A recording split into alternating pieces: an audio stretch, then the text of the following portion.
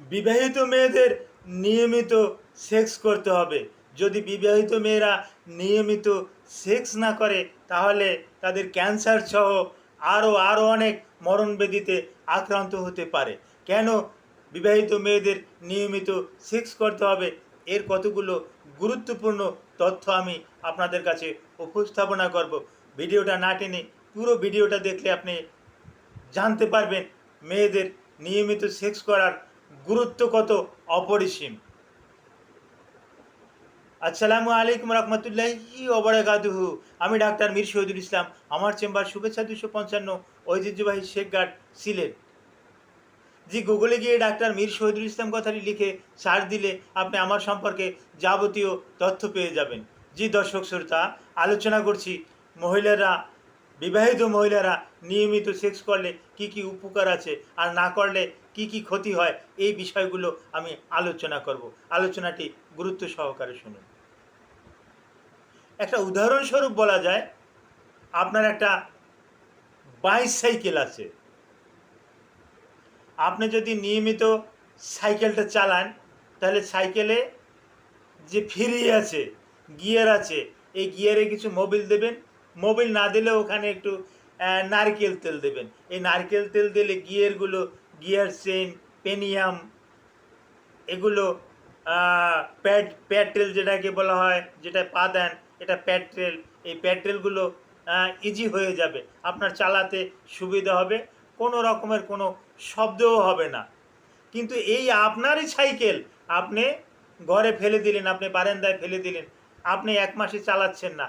এরপরে যখন চালাবেন দেখবেন ওখানে মরিচা ধরে গেছে। হঠাৎ করে চালাবেন দেখবেন করকর করকর শব্দ হচ্ছে, চেন থেকে শব্দ হচ্ছে, পেনিয়াম থেকে শব্দ হচ্ছে, ওই গিয়ার বক্স থেকে শব্দ হচ্ছে।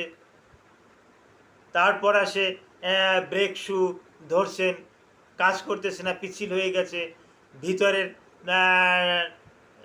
চাকায় আপনি হাওয়া দিয়ে রাখছেন, দেখা গেছে সেই হাওয়াটাও নাই। আপনি ইউজও করেন নাই, কিন্তু হাওয়াটা আর নাই, একটা সময় হাওয়াটা চলে গেছে। অনুরূপ বিবাহিত মেয়েদের ক্ষেত্রেও এই রকমের, তাদের শরীরে বেশ কিছু হরমোন রিলিজ হয়, বিশেষ করে সুখের হরমোন অ্যান্ড্রোজেন নামে একটা হরমোন নিঃসৃত হয়। তারপর আসে আর একটা হরমোন, যেটাকে আমরা অক্সিটোসিন, একটা হরমোন, অক্সিটোসিন হরমোন। এটা অত্যন্ত অত্যন্ত সুখের একটা হরমোন। এই অক্সিটোসিনটা নির্গত হয়। এই যদি মহিলারা নিয়মিত তার স্বামীর সাথে ইন্টারকোর্স বা সহবাস যদি করে, নিয়মিত যদি যৌন মেলামেশা করে, তাহলে কিন্তু এই অক্সিটোসিন হরমোনটা চলে আসে।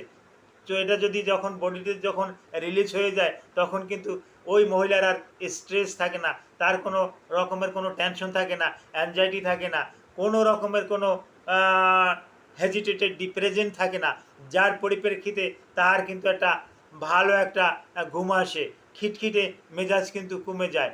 হ্যাঁ, আর একটা জিনিস, যে নিয়মিত যে মহিলারা যদি নিয়মিত যৌন মেলামেশা করে, তার বিশেষ করে মাসেলগুলা কিন্তু টাইট থাকে, মাসেলগুলা টাইট থাকে, বিশেষ করে লোয়ার লিম্সের যে মাসেল আছে, অ্যাবডোমিনিয়াল মাসেল আছে, এই মাসেলগুলো শক্ত থাকে। আর লক্ষ্য করা গেছে, বিশেষ জরিপে দেখা গেছে, যে সমস্ত মহিলারা বিবাহের পরেও মেলামেশা করছে না, তাদের কিন্তু মাসেলগুলো ঢিলা হয়ে গেছে।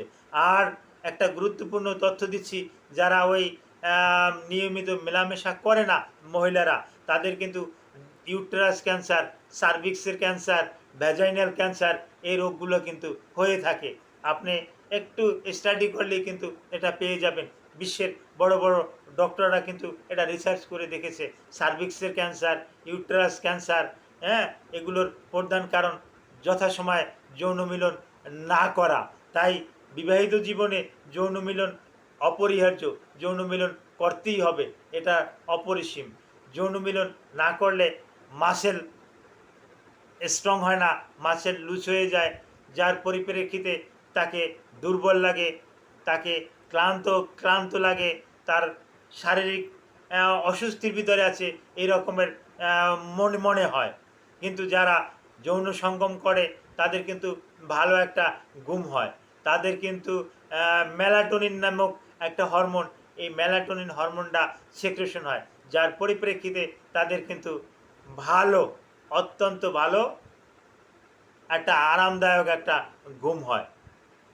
এই মেলাটোনিনটা পুরুষ মহিলা উভয়ের ক্ষেত্রেই কিন্তু এটা নির্গত হয়। আর যে সমস্ত মহিলারা যৌন মিলন করে না, তাদের ওভারিতে, সার্ভিক্সে বড় ধরনের tumour, PCOS, polycystic ovarian syndrome, তারপর আসে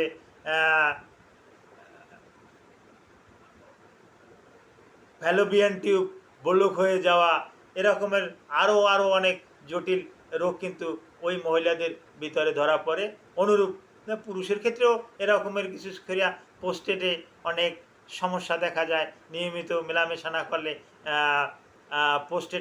পোস্টেট ক্যান্সার সহ আরও অনেক সমস্যা হতে পারে। তো সর্বোপরি কথা, বিবাহিত জীবনে মেয়েদের ক্ষেত্রে যৌন মেলামেশা করা অপরিসীম।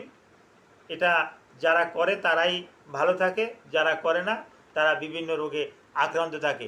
বিশেষ করে মাথা ব্যথা নামক একটা সমস্যা আছে। অনেকেই বলে, স্যার আমার তো মাথা ব্যথা করে। তো আমি তো স্পষ্ট বলতেও পারি না।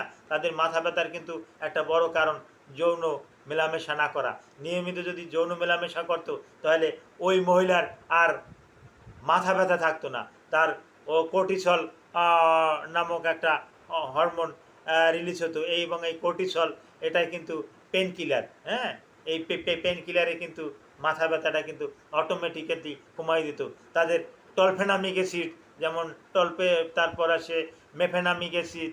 অনেকেই বলে, স্যার আমি ওই খাচ্ছি,